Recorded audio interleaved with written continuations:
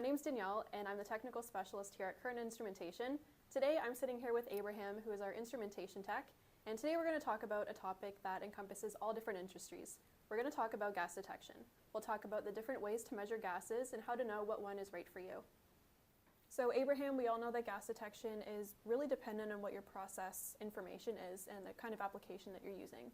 Would you be able to walk us through a recent experience that you had with a customer, what their current system was like, what they were measuring, and then what your recommendation was?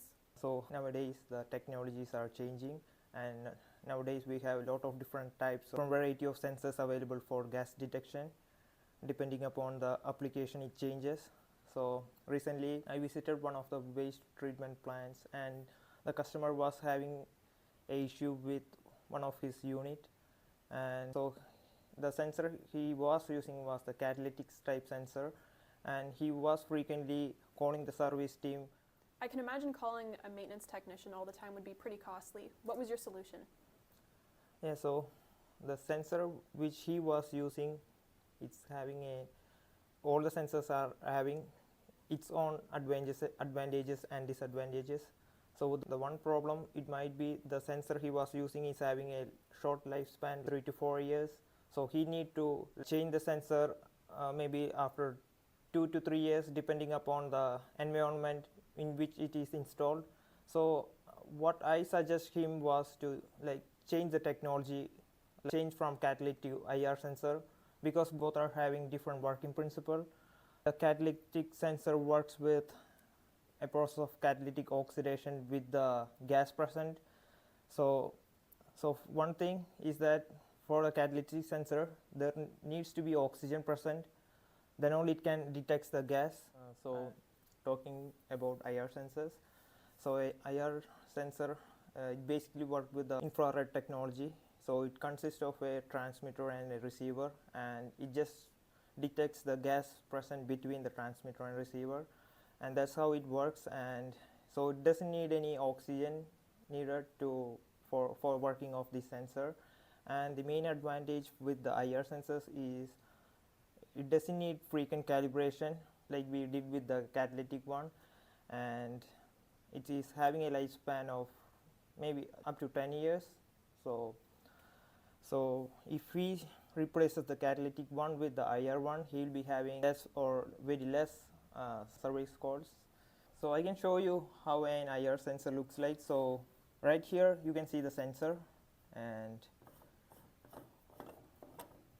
so that's the display, how it looks like. And these are buttons where you can go into the menu and set up the display, set up the meter. Cool, that's really great information, Abraham. Thank you. So now moving on, once you actually get to the site, how do you calibrate one of these units? Yep, interesting question. Really, most of the sensors are operated with the help of a magnet, because even though the physical buttons are present inside, you are not supposed to open this while it's powered on. So usually we take these ones work on a different, you don't have to magnet for these ones, but usually for other gas detectors we use the magnet. So this is a magnet, and this is the adapter which goes into the cylinder. So this is a calibration cylinder, and this one is for the calibration of LEL sensors. You can see the gas methane, like having 50% LEL. So just before calibration, you just want to make sure the LEL percentage of the cylinder which you are using, and accordingly we need to make some adjustments on the meter.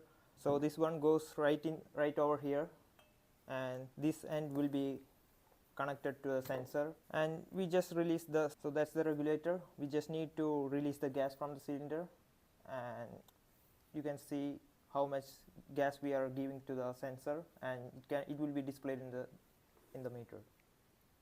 Thanks, Abraham. That's great information. So to wrap things up for our viewers who are watching, what are some key things to keep in mind when you're choosing which gas detector would be right for your system? Actually, there are a wide variety of sensors you can choose from, and it depends mainly upon your application. So the first one would be the type of gas which you want to measure. The second one would be, I would say, the place and environment where you want the sensor to be placed. And the third one would be the technology to keep in mind would be the cost and maintenance. So it depends upon the technology which you are choosing. So So if you're going with the catalytic one, then upfront you will be paying less, but in a long run you need to pay more for the maintenance.